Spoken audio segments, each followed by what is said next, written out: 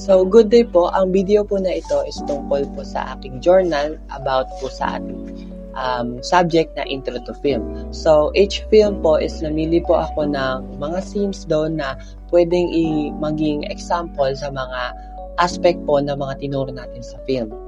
So, the first one is the film General Luna, and it's about costume. Yung mga scene na napili kong i-screenshot dito is yung naka-fully military uniform si General Luna habang nagde-lead siya ng mga soldier. Na-realize ko yung costume is hindi siya about sa design, pero ginagamit siya para maipakita agad yung identity ng character. Kahit hindi pa siya nagsasalita, makikita mo na agad na leader siya at dahil dun sa uniform niya. And isa sa pinaka-natutunan ko dito is that the costume shows status and role.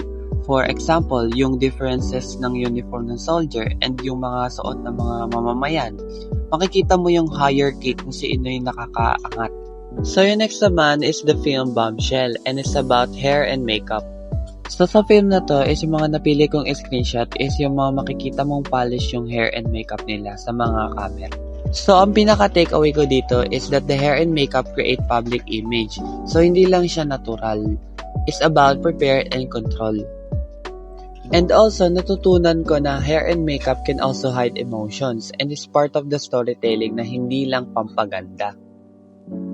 The next film naman is the Grand Budapest Hotel, and it's about production design. So yung mga napili ko naman na screenshot dito is yung hotel, yung lobby, and yung iba pa kasi sobrang detail and colorful niya tingnan. Dito makikita yung production design is about building the whole world of the film. Yung color, symmetry, arrangement, lahat may purpose. Ang pinaka natutunan ko is that the production design, it helps set the mood and atmosphere. So parang ang dating nito is very artistic and parang storybook siya. Napansin ko rin na nagbabago yung itsura ng hotel depending sa time period. So it also shows changes in the story. And the next film naman is Birdman, and it's about mise en scene. Dito ko naintindihan na mise en scene is everything na nakikita natin sa frame, like actors, props, setting, and movement. And ang pinaka-importanting natutunan ko is that before ipa-shoot yung scene, kailangan maayos na lahat sa isang frame. Especially sa Birdman kasi parang one continuous shot siya na walang cut, so hindi nila pwedeng ayusin later. So, good example yun sa Birdman kasi nga isang continuous shot lang siya na pwedeng ihantulad sa mise en scene. So, sa mise en scene, help tell the story visually kahit walang dialogue. So, the next film naman is Hugo, and it's about cinematography. So, dito, naintindihan ko na cinematography is about how the camera showed the story, like angles, yung movement, and yung lighting. Pero for me, ang takeaway ko dito is that the camera help us feel the scenes. For example, wide shot for the show of environment, while the close-up naman is show of emotion. And also yung lighting din kasi it gives a magical and emotional effects. Like especially yung dun sa clock scene. So yun, cinematography is very important kasi nga it controls how the audience sees and feel the story. So the next film naman is The Social Network, and it's about film editing naman. So napansin ko dito sa film na to is pabalik-balik siya from present to past, and dahil yun sa editing.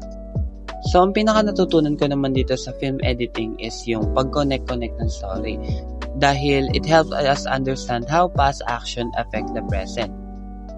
So in short lang is editing is important din kasi siya yung nag-organize ng story and nag-control ng pacing ng film. And the last film naman is The Hurt Locker, and it's about sound design. So dito kahit screenshot lang siya, importante pa din yung sound sa mga moment. So ang pinaka natutunan ko dito is that the silence can create tension. So yung kahit tahimik na scene, it makes more intense kasi kinakabahan yung audience. Then kapag merong pagbiglang explosion, mas shocking siya kasi meron siyang contrast. Sa sound design is very powerful kasi nga siya yung nag-a-affect ng nagiging feel natin without the visual changing. So in overall po, ang natutunan ko is film is not just about creating story. It's about how different elements of film work together, like yung costume, yung makeup, yung camera movement, yung sounds, also yung editing. to create meaningful and emotions. And that's all po. Thank you po sa panonood. Thanks be to God po.